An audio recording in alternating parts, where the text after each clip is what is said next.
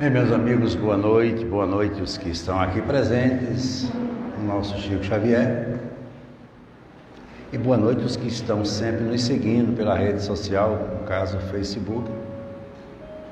Estamos em mais um sábado nos encontrando e passo sempre como tenho feito, as informações antes de começarmos propriamente a palestra, lembrando que nós estamos ainda mantendo o afastamento social que se pede, chamando a atenção de todos que continuem usando de maneira intensa as máscaras, que são muito importantes, e pedir a Deus para que no mais breve possível nós possamos sair dessa transição tão difícil promovida por essa pandemia, que tem nos ensinado muito e que cada vez mais precisamos entender o porquê de momentos como este. Lembrando que nós estamos em plena campanha do Natal Sem Fome, nosso 7º ano, quando arrecadamos cestas básicas e também presente para as crianças, e que nesse próximo domingo, ou seja, domingo dia 20, é o dia que nós iremos fazer a entrega aqui na nossa sede no Chico Xavier.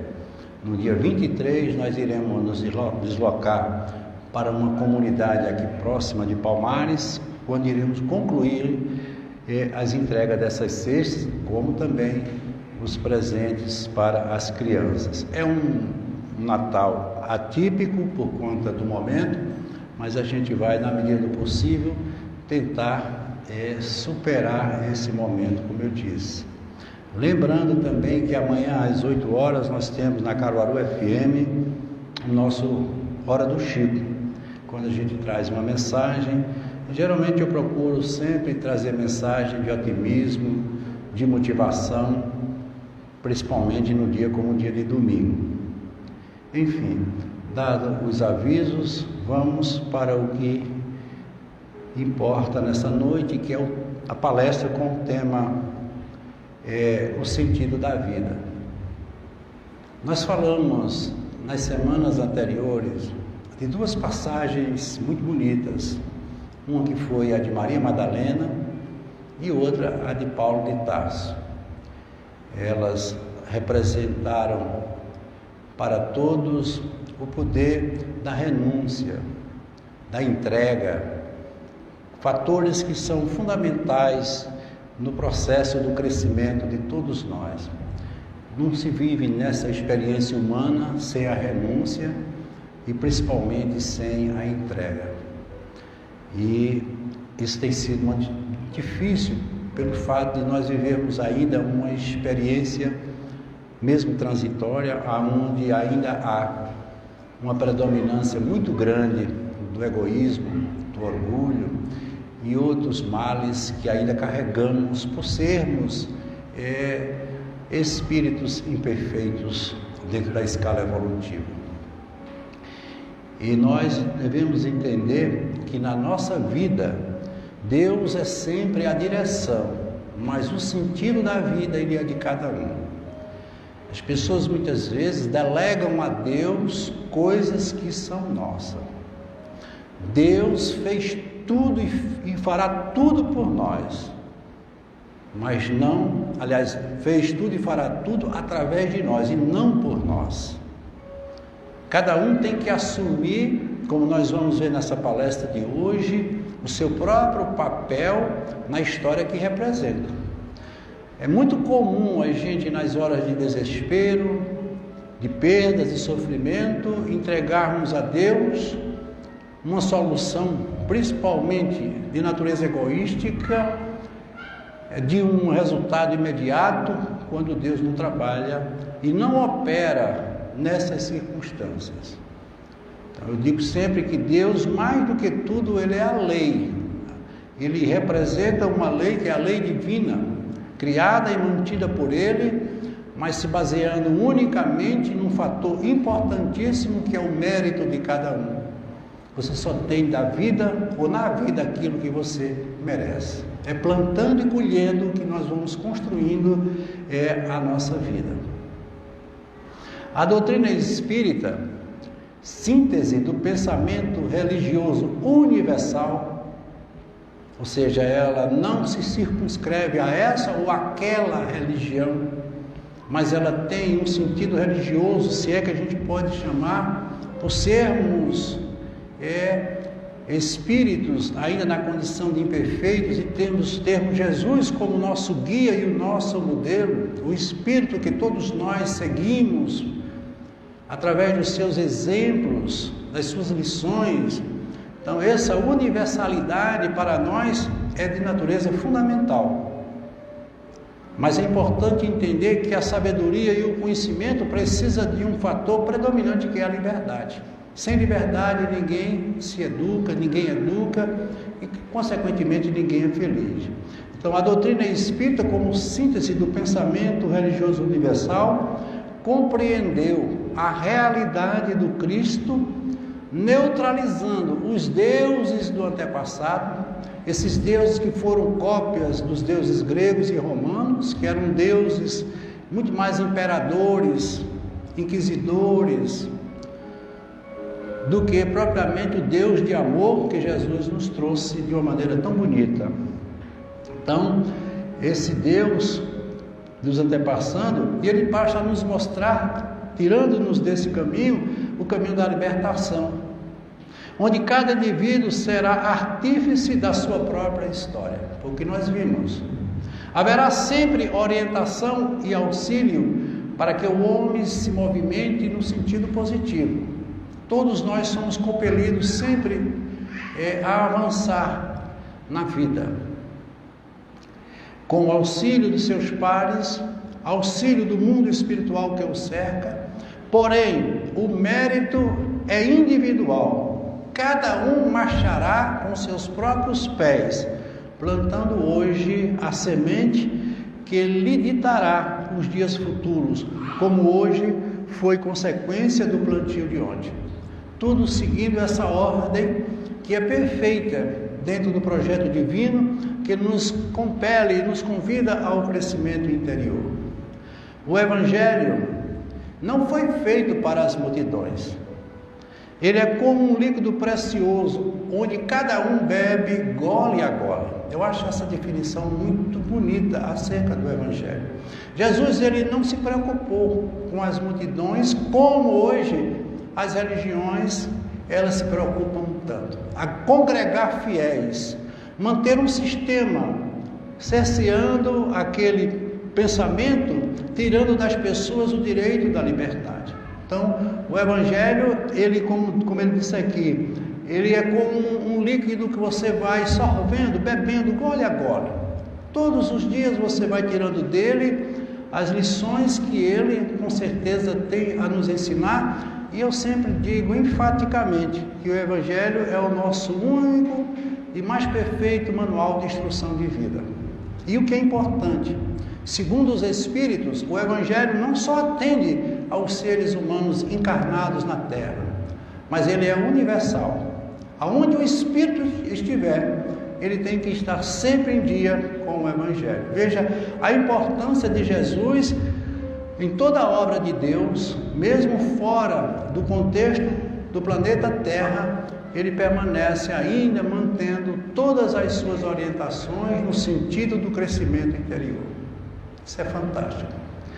Então, o objetivo desse nosso estudo é conhecer o ser integral, com sua anatomia e fisiologia transdimensionais.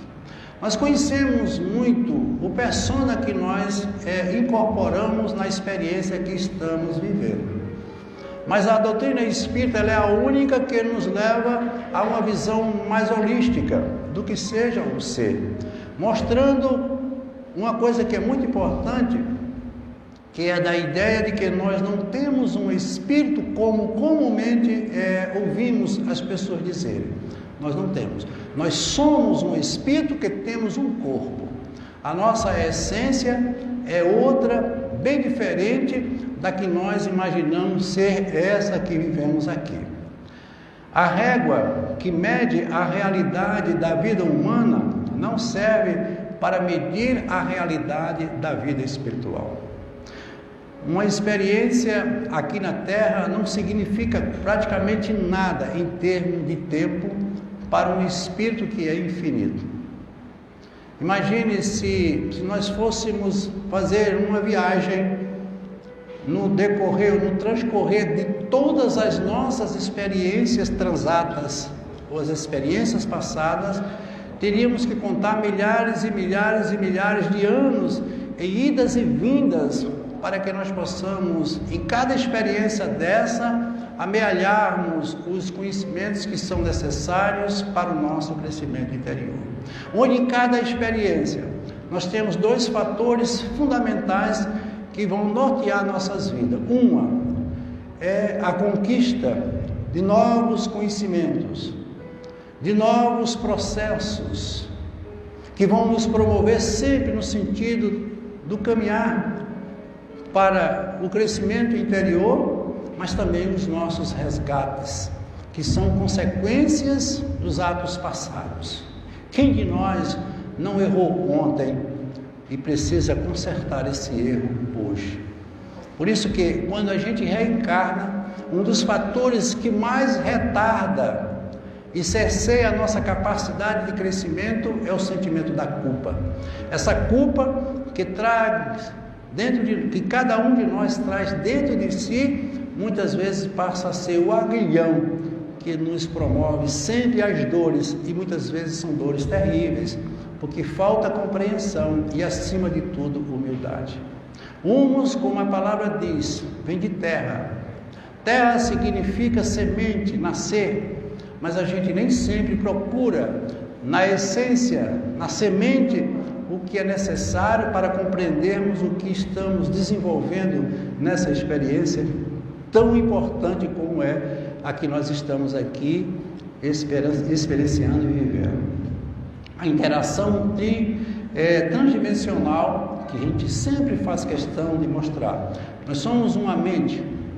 A mente, ela toma seu primeiro formato, ela adquire sua primeira forma, criando o que ele chama de corpo mental. É nessa mente que se instala todos os nossos processos de vida. É nela que está todos os nossos arquivos de experiências que passamos, as experiências que vamos vivenciar no momento presente, e ficarão fixadas também as que virão em termos de futuro. Tudo isso construindo a nossa verdadeira história. Mas a mente, ela precisa criar um corpo. É um corpo que dá a ela um sentido de uma individualidade, que é o corpo espiritual ou perispiritual, ou como nos disse Dr. Hernani Guimarães, modelo organizador biológico. Esse corpo é o corpo das emoções. É ele que sintetiza, é ele que configura e guarda todos os nossos pensamentos, as nossas ações, os nossos conflitos, tudo está refletindo de forma direta sobre ele. Mas aí vem o corpo do efeito, que é o corpo que recebe o maior impacto dos nossos deslizes e das nossas imperfeições, que é esse corpo que nós utilizamos, muito frágil, que é o corpo físico, que é o terceiro corpo na ordem da evolução que todos nós vivenciamos. Tudo que nós sofremos, tudo que nós pensamos, terá consequência no nosso corpo físico. Por isso que grande parte das doenças que são identificadas, entre aspas, pela medicina tradicional, muitas vezes não apresentam um diagnóstico que possa ser confirmado. Por quê? Porque a maioria das doenças estão sendo sentidas no corpo, mas elas têm como consequência a alma. É nela que está se processando todas as nossas perturbações. Como somos uma sociedade, ou vivemos numa sociedade de pessoas desequilibradas, no seu grande contexto, é verdade que aquilo que Jesus veio nos dizer, afirmando que veio para os doentes, porque ele sabia e sabe que todos nós somos doentes da alma pela vida que nós levamos.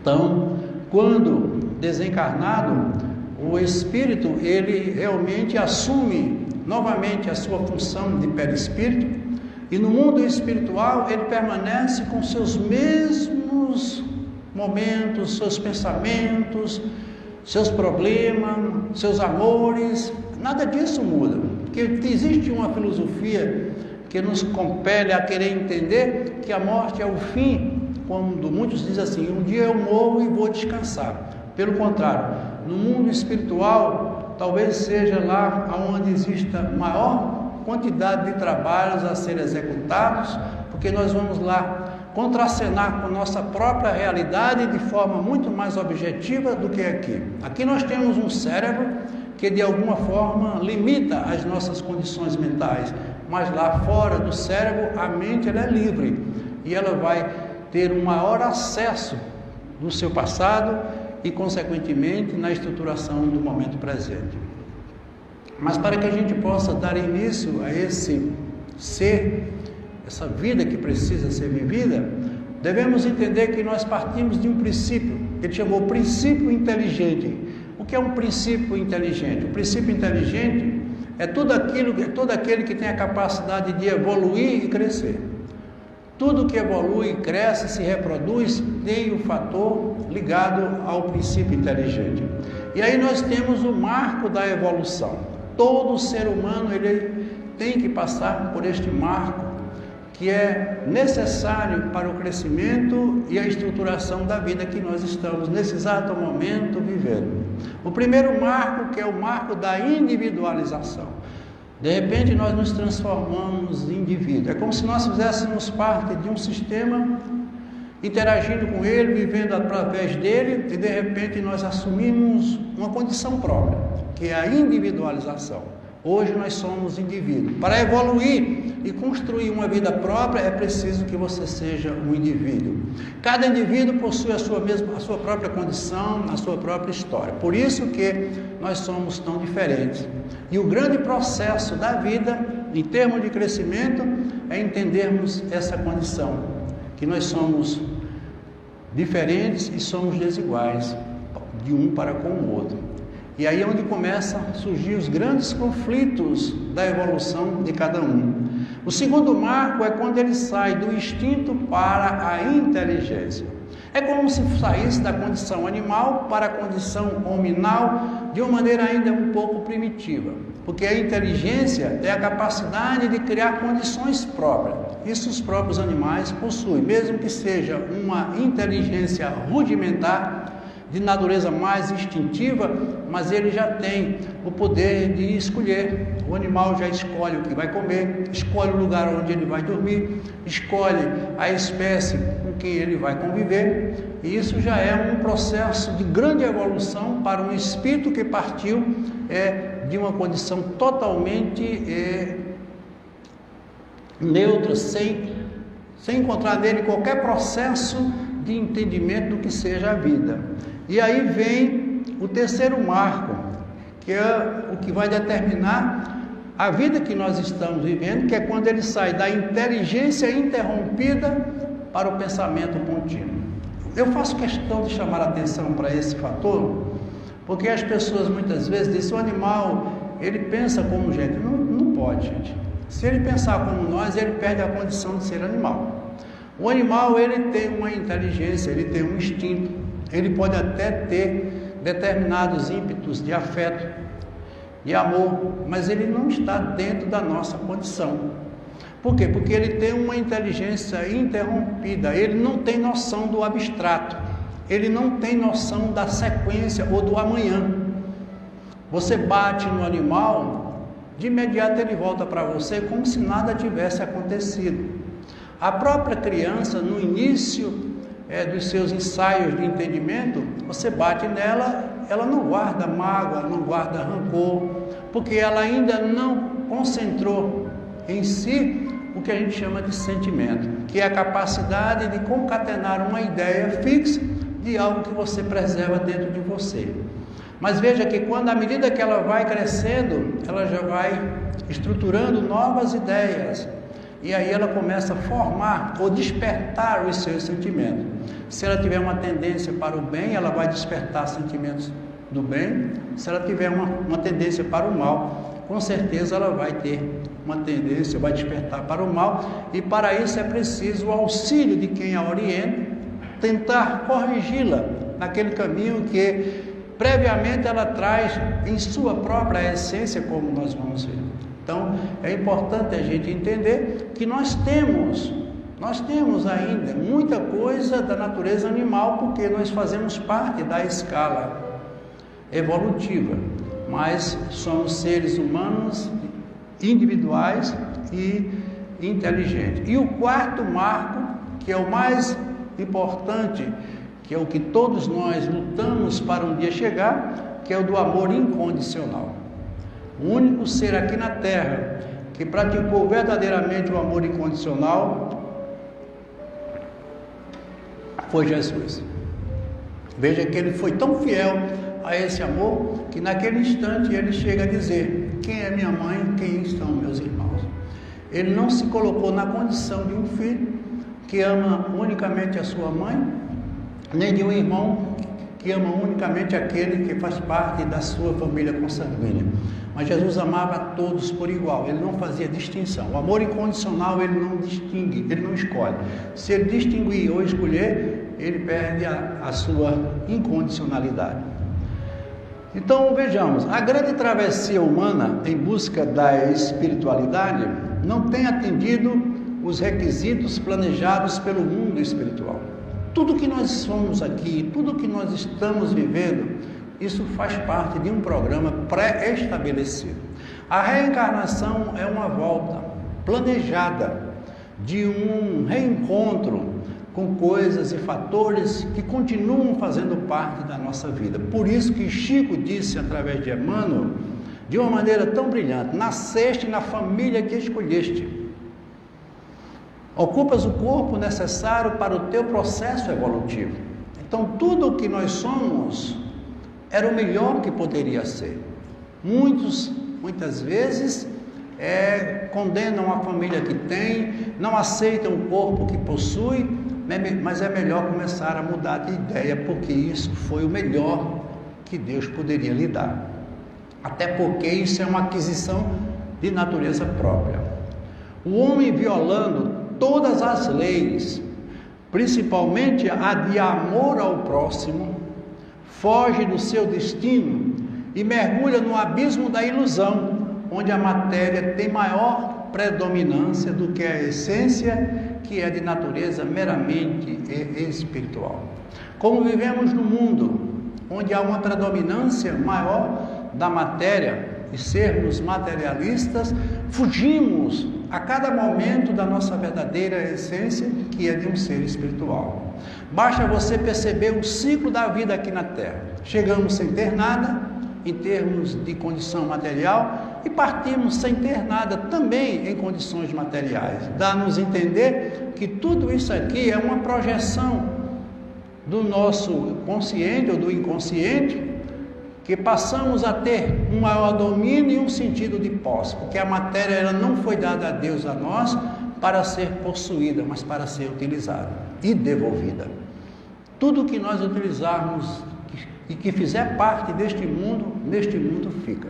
É uma ilusão o homem querer juntar coisas, porque isso realmente não vai ser importante na vida dele. Aí você pergunta: sim, e os grandes empreendedores e as grandes fortunas, elas têm um fator importante? Tem, elas geram condições de vida melhor. Um grande empresário que tem na sua empresa milhares de empregados, ele está mantendo com a sua empresa milhares de famílias que vão ter uma condição de vida melhor. Mas quando ele chegar no mundo espiritual, ninguém vai perguntar a ele quanto ele faturava na sua empresa, que patrimônio ele adquiriu no exercício do seu mandato empresarial.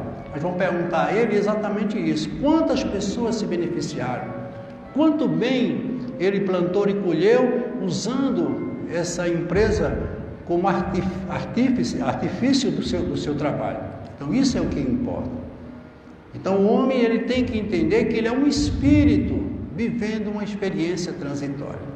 Enquanto nós não acalentarmos dentro de nós esse pensamento, vamos viver em eterno sofrimento, porque este mundo ele é um mundo de provas. provas e o pior, expiações. As provas são escolhas, mas as expiações são impostas. É quando você tem que enfrentar ou encarar frente a frente o erro que você cometeu, quando você não conseguiu consertar ou retificar o seu pensamento em função desse erro cometido. É quando eu digo, se numa experiência você atirou pedras, é bem provável, se você não se modificou, que na outra você venha para receber pedradas. Por isso que muitos concentram em suas experiências momentos de tanta dificuldade, tanto sofrimento.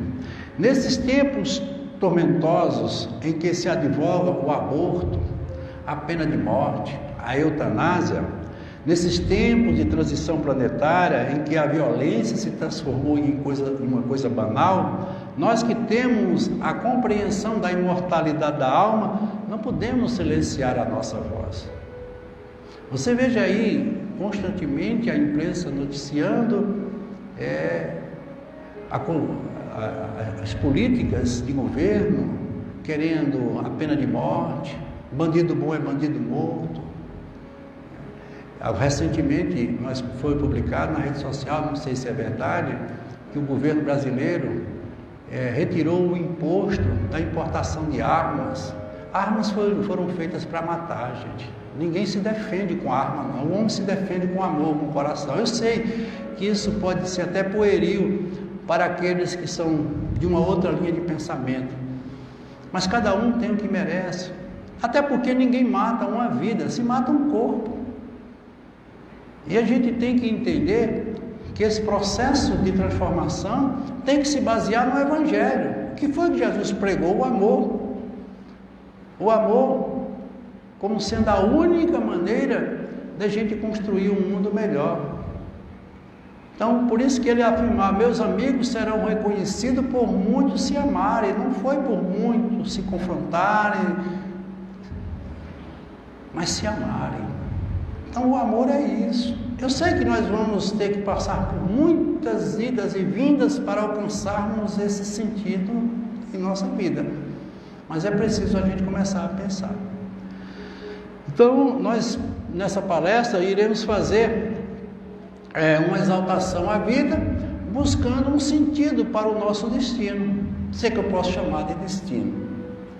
Não é uma coisa traçada, imposta, mas uma coisa que somos nós que vamos construir no nosso dia a dia. Nós, como sabemos, Allan Kardec não teve muita dificuldade em aceitar a reencarnação, porque ele possuía uma fé raciocinada e submetia tudo à luz da razão. É muito importante a gente entender isso, porque o que eu vou falar aqui, o que eu estou falando, se não existir como base de sustentação a reencarnação, não tem sentido. A gente não tem como explicar a vida apenas uma experiência que para uns dura um dia, 1 ano, 2 anos, outro 30 dias, 30 anos, 80 anos. Por que tanta diversidade de oportunidade? Por que pessoas tão boas, como a gente sempre diz, desencarnam jovens, cheias de sonhos, e de repente são ceifadas pelo advento da morte? Que Deus é esse que não tem uma linha de conduta que seja unânime? Porque cada um escolheu para si o destino que vai traçar na sua experiência presente. Mas tudo isso é o quê? Consequência de uma experiência passada. Tudo que nós somos hoje é consequência do que éramos ontem. Então, Allan Kardec, ele aceitou a reencarnação, porque ele sabia que para programar tudo o que ele desejava era necessário esse entendimento. Estando ele numa doutrina reencarnacionista, sabia que não estava na Terra pela primeira nem pela última vez. Portanto, sem esse entendimento, a ciência está órfã, porque ele era um homem de ciência. Na realidade, nós fomos criados simples e ignorantes, como vimos, porém somos perfectíveis, ou seja, temos como herança eterna a essência de Deus, ou a essência divina, para não dizer que nós temos, todos nós, o DNA de Deus. Isso é maravilhoso a gente saber. Todos nós, não precisa gritar por Deus, não precisa buscar Deus em nenhuma religião, não precisa fazer exaltação. Você tem o DNA de Deus. Ele está em você. Se você quer encontrar Deus, olhe para dentro de você e veja que Ele tem. Todas as vezes que a gente faz uma coisa boa, em nome do amor, a gente se sente feliz. É despertar esse Deus dentro de nós. Fomos chamados a sermos co-criadores, ou seja, participar com Deus na obra do aperfeiçoamento da criação, mas como também do aperfeiçoamento do nosso próprio crescimento interior. Sem Deus a gente não cresce, sem Deus a gente não evolui, porque Ele está dentro de nós. É um Deus manifesto. Mas em uma única existência, foi exatamente isso que ele pôde ver. Em uma única existência não podemos realizar todo o nosso processo de crescimento interior. Por isso as nossas idas e vindas sucessivas. Como vimos, somos um espírito que ocupamos um corpo perecível, muito frágil, assumindo um persona, e que aqui permanecemos o tempo necessário. Aí vem a parte mais difícil, utilizando o nosso ego para tentarmos compreender o nosso eu. O que é o ego? O ego é isso que a gente usa no dia a dia, o persona. A gente foge da essência porque não quer mergulhar nos meandros da própria natureza íntima. É aquilo que eu represento, como nós vamos ver, é o cargo, é a função, é a condição social, o poder econômico, tudo isso são estimuladores do ego, fazendo com que o homem perca a sua essência. E vimos anteriormente também que não devemos nos preocupar tanto em juntar coisas, senão aquilo que verdadeiramente serve como patrimônio interno, e é com ele que nós vamos sair daqui, levando o que somos verdadeiramente. O interessante é que começamos a entender a vida quando nós estamos perto de morrer. E é quando reconhecemos as nossas fragilidades e as nossas verdadeiras conquistas. É um acerto temporário. E o que acontece quando voltamos para o plano espiritual? Ele pergunta. Vamos ver os nossos créditos e os nossos débitos da experiência vivida, e ao voltarmos termos que continuar movimentando esta conta. Tudo continua. A vida é um contínuo. A vida não cessa, a vida é fonte eterna, já nos dizia Emmanuel. Aí o ego volta a trabalhar para o eu. Mais uma vez, contracenando com os mesmos personagens, vivendo experiências muito semelhantes, mas sem se libertar do ego. Aí eu pergunto a vocês, tem que ter muita paciência. E Deus sabe esperar. Onde Ele é obrigado, você no caso, a perceber que é mais importante o ser do que o ter. As reencarnações, elas têm por objetivo didático nos impulsionar a encontrar o ser, e a gente insiste em buscar o ter. Veja que há um contrassenso natural, por isso que eu digo que são os nossos sentimentos contrapostos, está dentro de nós. Por que eu não tenho que ter? Por que ele tem uma casa melhor do que a minha? Por que ele tem uma profissão melhor do que a minha? Porque ele é mais bonito do que eu? Porque ela é mais bonita? Porque ele é feliz e eu não sou? Isso tudo está ali conflitando dentro de você, porque você se deixa levar pelo ego. Se você tivesse uma certeza de si, você não faria essas comparações, porque nós não viemos aqui para ser melhor, nós viemos aqui para ser bom. Ser bom é ser você com você. Os melhores competem, nós não viemos para competir um com o outro. E você vai ver por que eu estou dizendo isso. Então, Dr. Herbert Benson, médico da Universidade de Harvard, ele diz o seguinte: as religiões, em sua maioria, obedecem a padrões rígidos, são formalmente estruturadas, podendo, de certa forma, inibir o potencial humano. Porque você tem que seguir rigorosamente aquilo que está determinado naquele livro sagrado, você não pode sair.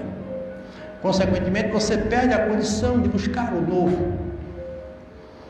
Já o termo espiritual, que é esse que a gente tem usado aqui, é reservado ao lado mais elevado e sublime da vida, cultivado pelas pessoas independente de pertencerem ou não a uma dada ou uma certa religião.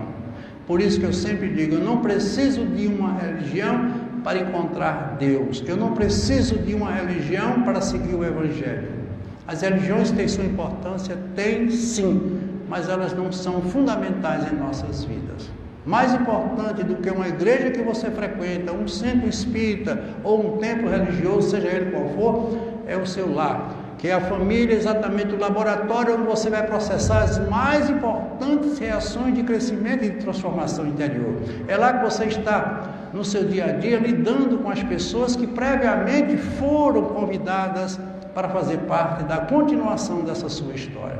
Porque se você me fizer um mal, eu vou para a minha casa, você vai para a sua. Mas se formos marido e mulher e irmãos morando numa mesma casa, vamos ter que continuar juntos e tentar trabalhar esse mal feito. E vejam como é importante essa convivência, principalmente na estrutura fundamental que é o lar. Dr. Ian Stevenson, também cientista, psiquiatra da Universidade de Virgínia, ele diz assim: somos uma individualidade que em cada experiência vivida representamos um persona. Ele trabalhou com mais de 2.000 casos de reencarnações, tudo isso comprovado cientificamente. Pesquisou em vários países do mundo e ele tem um livro todo voltado para essas experiências. E ele não era espírita, ele era um médico psiquiatra, pesquisador. A revolução, no sentido figurado, pode ser o sinal de uma transformação profunda, sinônimo de revolta ou de movimento circular. Mas o que é que ocorre nas revoluções? Só alternância de poder. Tira um para botar o outro e as coisas nunca mudam. Então vejam que muitas vezes as pessoas dizem: a gente precisa fazer uma revolução, geralmente movida por sentimentos de ódio, de conflitos. São revoluções muitas vezes armadas, mas você veja que a humanidade muitas vezes não ganha em valores como produto, o resultado dessas revoluções. A revolução que o homem tem que fazer é dentro dele. Essa sim é necessária todo dia, a toda hora e a todo instante. Então, o homem, ele se cerca de tudo que está fora dele. O poder, todos nós lutamos pelo poder. O dinheiro, o cargo, quem é que não quer ter um cargo de importância? Os bens, que são os bens mais ligados ao fator material e, sobretudo, o sucesso. Veja que todos esses fatores que compõem a vida do homem, eles estão fora dele. Por isso que você vai ver tanta gente de sucesso depressivo. Esses artistas são todos ou quase todos vítimas de processo depressivo. Eu lembro muito a história de Elvis Presley. Ninguém foi mais brilhante do que Elvis Presley naquilo que ele fazia. Ele era o mais bonito, ele era o mais requisitado, o cantor que cantava belíssimas músicas, uma bela voz, cineasta, arquimilionário, mas tomava 4, 5 remédios por noite para poder dormir. E ele foi vítima exatamente de um processo medicamentoso por excesso. Então, se ele tinha tudo isso, porque ele tinha dinheiro, ele tinha poder, ele tinha um cargo, ele tinha bens, ele tinha sucesso, e por que ele não era feliz? Porque tudo que ele construiu foi fora dele. A gente tem que ter muito cuidado com essas coisas. Muitas vezes uma pessoa que vive de uma maneira tão simplória, tão humilde, consegue dormir e ser feliz. E aquele que aparenta ter tanta coisa é pobre de espírito. Então, isso que nós chamamos de lixo cultural, que é movido por uma manifestação do ego, que é o egoísmo. Eu quero para mim, tudo sempre tem para mim, só eu estou à frente, eu sou o melhor, e aí, consequentemente, você nunca vai conseguir ser melhor do que o outro, porque a programação não lhe permite isso. Deus não nos fez para sermos melhores. Deus nos fez para sermos iguais, apesar da nossa diferença. Eu costumo sempre dizer uma coisa que eu acho tão bonita: Deus nos espalhou para depois juntar. Ele só vai juntar a gente quando a gente tiver tudo, quando todos forem iguais. E a gente vai se encontrar. Todos, os seus inimigos, os teus desafetos, todos os dias vão se encontrar com você, porque o programa permite isso. Porque o mundo é uma adversidade em busca da unidade. O próprio universo, ele tem essa conotação. A espécie humana, dotada de pensamento contínuo e razão, como nós vimos, é a espécie mais dependente que existe. Incrível isso. Como nós somos dependentes e não nos achamos. O ser humano, assim que nasce, se não contar com uma assistência dedicada, contínua, de outro membro de sua espécie, ele não sobrevive. E a gente vai entender por quê. Como sabemos, nascemos sem nenhuma condição de nos alimentar, de nos locomover, sem a menor condição sequer de nos livrarmos das ameaças que podem acontecer. Ou seja, nascemos sendo um nada. Esse total estado de dependência do ser humano, mesmo sendo a espécie mais evoluída da criação, nos leva a refletir, sabendo que tudo da lei divina possui um propósito e uma razão. Por que somos assim? Porque nascemos ou reencarnamos assim? Que lição Deus quer nos ensinar, mostrando que a espécie humana é a mais frágil de sua criação? A gente tem que entender isso, né? Talvez para nos mostrar que a maior dádiva da vida é a solidariedade. Sem ela a gente não tem como viver. Precisamos sim um do outro, todos os dias, todas as horas e todos os instantes. Ninguém pode se arvorar do direito de acordar de manhã e dizer: eu não preciso de ninguém. Você precisa. Veja como a proposta ela é bonita e maravilhosa. Por isso que Allan Kardec disse: fora da caridade não há salvação. Não foi fora da igreja, fora disso daqui, da caridade. A caridade é uma coisa que tem que existir de forma intensa e plena no coração de todos nós. Podemos então compreender que a grandeza divina aos mistérios do mundo, podemos então compreender que da grandeza divina aos mistérios do mundo subatômico há uma cadeia de vidas ligadas à grande vida que é o Criador. Todos nós estamos ligados ao Criador. Inclusive tem uma coisa interessante em física quântica, que é o fenômeno da não localidade. Isso nos dá uma certeza dessa afirmativa, mesmo distante, não é? Quando eles fizeram a experiência daqueles dois elétrons de espinhos contrários, quando ele afastou o elétron a uma distância imensurável, no momento em que ele mudava a posição de um, o outro mudava, como se eles tivessem uma linguagem de comunicação, mesmo à distância, e eles não compreenderam até hoje, ninguém compreende. Mas por quê? Porque tudo está interconectado. E na física quântica está exatamente nos mostrando através do entrelaçamento quântico. É como se nós fizéssemos parte de uma grande rede, e cada um representasse uma pequena parte dessa rede, mas que há uma conexão. Então a gente não pode nunca prescindir ou se afastar dessa verdade. Portanto, todas as vidas estão ligadas por laços espirituais que nós ainda não temos como compreender. Por que é que essa pessoa muitas vezes tem uma afinidade tão grande por mim? Por que é que a gente muitas vezes gosta mais de pessoas fora da família do que dentro da família? Por quê? Porque elas estão dentro desse processo. E fazem parte, sim, não dessa história, mas talvez de outras histórias, de outras vivências, de outras passagens. A conclusão de tudo isso, podemos entender que para que um espírito encarne, é necessário que alguém, no caso a mãe, lhe ceda um lugar especial. Ele precisa de um espaço. E quem é que dá? A mãe. Mergulhado nesse espaço, passa a ocupá-lo 9 meses em média, se servindo biologicamente de tudo que a mãe lhe serve para a formação do seu corpo biológico, e nós sabemos que isso é um fato comum, que é a gestação.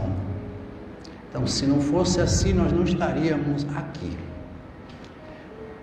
Veja o quanto uma gravidez tira de uma mãe. Ela compartilha toda a sua estrutura orgânica e também psíquica com aquele ser que ela não tem a menor ideia de quem é. Que começa se formando um espírito que vai tirando dela os seus fatores nutrientes, suas células, para montar a sua própria estrutura fisiológica, mas é ela a grande servidora. Aí a gente entra exatamente naquela afirmativa: sem doação não há vida. E a mãe é a grande doadora da vida no projeto reencarnatório que nos é dado por Deus nessa experiência que estamos vivendo. Portanto, todas as teorias que defendem o aborto sob o argumento de que a mulher tem direito a seu corpo, isso é uma meia-verdade. Naturalmente, a mulher não deixa de ter direito sagrado sobre o seu corpo. Agora veja o que é que eles dizem aqui: mas não haveria vida biológica na Terra sem a sua contribuição com a obra divina. Toda mãe está contribuindo com Deus no projeto da Terra. E isso é importante a gente assinalar. E a isso nós chamamos de solidariedade. Por mais que as nossas conquistas sejam pessoais, ninguém vive em regime de autossuficiência. Seja no início, em total estado de dependência física, como nós vimos, psicológico, como também emocional, no caso do bebê, seja no final da existência, como quando estamos a depender dos cuidadores quando atingimos a velhice. Vejam que tudo isso nos leva em conta a uma única realidade, que é a nossa condição espiritual. Portanto, sem solidariedade não haveria vida biológica na Terra. Para se ter uma ideia, algumas nações estão tendo grandes problemas demográficos, ferindo o princípio da solidariedade, porque são formadas por famílias egoístas, aí vem o ego, que não querem mais ter filhos. Quando a cadeia do processo reencarnatório nos mostra que grande quantidade de espíritos estão esperando a oportunidade para voltar ao cenário para promover as suas lutas evolutivas. Então, existe 2/3 de espíritos desencarnados que fazem parte da órbita terrestre, buscando ou esperando a oportunidade para voltar. É uma escola que tem poucas vagas para muitos alunos e, consequentemente, isso acontece aqui. Por isso que eu digo sempre: se a sua vida está ruim, se você está passando por dificuldade, agradeça, porque você está tendo uma oportunidade que muitos não têm e estão querendo ter, de voltar para a escola, para vir dar continuidade nos seus estudos, se encontrar com seus problemas, se recuperar nas matérias que foram motivo de reprovação e se libertar, para que um dia definitivamente ele não precise mais vir à escola. Lembrando que Deus não impõe com determinismo e violência as suas leis, como muitos defendem, mostrando, porém, que o espírito que viola as leis divinas está se submetendo a uma outra lei, que é a lei de causa e efeito. Tudo que está acontecendo na sua vida foi você que causou. É consequência de algo que você fez. Portanto, esse seria o grande sentido da vida: a solidariedade. Sem ela nós não temos como viver. No livro Pensamento e Vida, ele diz aqui, psicografado por Chico Xavier: o nosso pensamento cria a vida que buscamos, até que um dia, no curso dos milênios, nos identifiquemos com a sabedoria infinita e com o amor infinito que constitui o pensamento e a vida do nosso Criador. Tudo o que nós falamos está exatamente sintetizado nessa afirmativa de Emmanuel quando se refere ao pensamento, ou seja, somos o que pensamos. Podemos, a partir de então, concluir que o amor infinito e a inteligência suprema, que é Deus, jamais iria impor seus parâmetros em nossas vidas. Portanto, cada um de nós possui a liberdade relativa de gerir e construir a própria vida. Você é o artífice da sua própria história. Veja na introdução do livro Evolução em Dois Mundos, quando André Luiz nos chama de co-criadores. Claro, não somos co-criadores de mundos, de estrelas, de galáxias, mas somos co-criadores do nosso próprio destino. Isso é muito importante assinalar. Nosso pensamento cria a vida que vivemos através das nossas escolhas, mesmo sendo equivocadas. Daí a gente tirar essa condição do pecado, principalmente o pecado mortal. Porque se Deus nos permite escolher, Ele respeita as nossas escolhas. Por isso que lá no começo eu disse, Deus é a direção, mas o sentido é de cada um. Ele espera, Ele sabe esperar. Se é uma coisa que Deus sabe fazer, é esperar por nós. Deus entende todos os caminhos que traçamos, mesmo sabendo que alguns vão demorar a chegar. A doutrina espírita não nos mostra mais um Deus na Idade Média, que castigava as pessoas, ou que castiga para muitos. Um rei insensível que pune o pecador, levando-o muitas vezes para o castigo eterno. Deus tem paciência, como eu disse, nos mostrando que já vivemos milênios incontáveis de experiências e temos a eternidade pela frente. Se você não está conseguindo hoje, amanhã você vai conseguir, pode ter certeza disso. Mas para tanto é preciso uma condição proativa, que todos nós temos que ter, trabalhar a sua vida para ter uma condição melhor. Então, por exemplo, muitas vezes as pessoas reclamam da vida que têm, acordam pela manhã e passam a nutrir, a partir das primeiras horas, pensamentos negativos. Tudo o que acontece na sua vida gera em torno desse pensamento. Uma pessoa negativa, ela só atrai fatores negativos. E aí começam a reclamar da vida. Consequentemente, isso ocorre de maneira imediata. Mas sempre procurar mudar o foco daquilo que passa a ser o seu processo de auto-obsessão. Por que alimentar coisas que não vão ser bem-vindas dentro do meu processo de crescimento? Por que alimentar ódio, vingança, conflitos e, consequentemente, fatores que muitas vezes nos levam às quedas que são de natureza muito interior? Mas pessoas que passam longo tempo remoendo fatores negativos são pessoas infelizes. Elas não deixam espaço para as coisas boas entrarem. Como eu sempre digo, duas coisas não ocupam o mesmo lugar ao mesmo tempo. Para que você possa colocar dentro de vocês a alegria, você tem que se esvaziar, muitas vezes colocando fora a tristeza. Mas isso eu sei que não é uma coisa mágica, nem acontece dentro de um imediatismo desejado.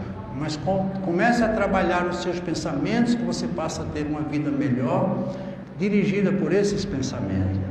Existem pessoas que são extremamente críticas, tudo que ela vê sempre no sentido da crítica. Se você chegar agora na sua casa e quiser encontrar defeitos, você vai encontrar muitos defeitos. Mas eu pergunto a você, os defeitos precisam ser corrigidos, mas eles não podem ser vistos da forma como eles são.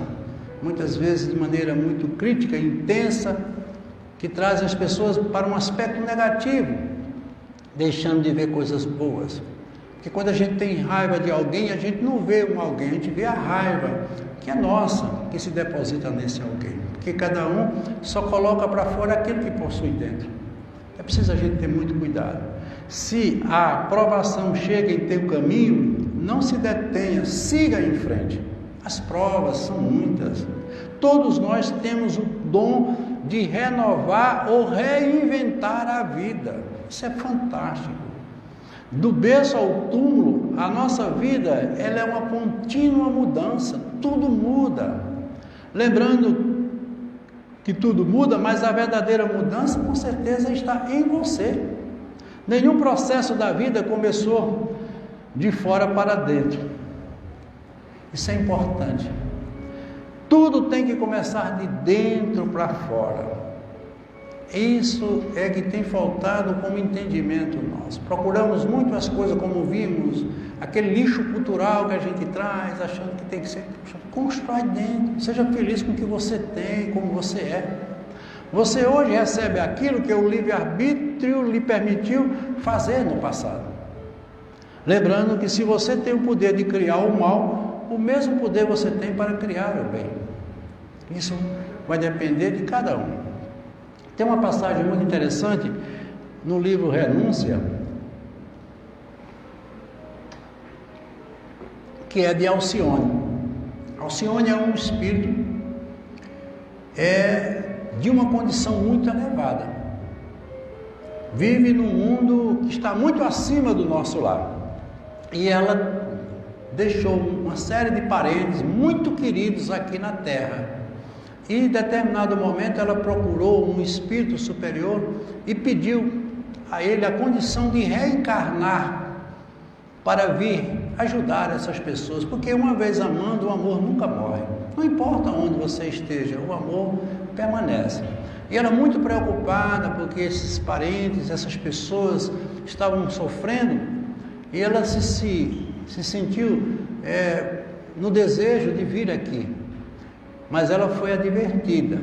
Ele disse: tão logo você ocupe um corpo físico, tudo muda radicalmente na sua vida espiritual, passando você a ser uma criatura profundamente frágil e dependente. Ou seja, ela vindo para cá, mesmo sendo um espírito, mas na condição humana ela perderia todos esses conceitos. Por quê?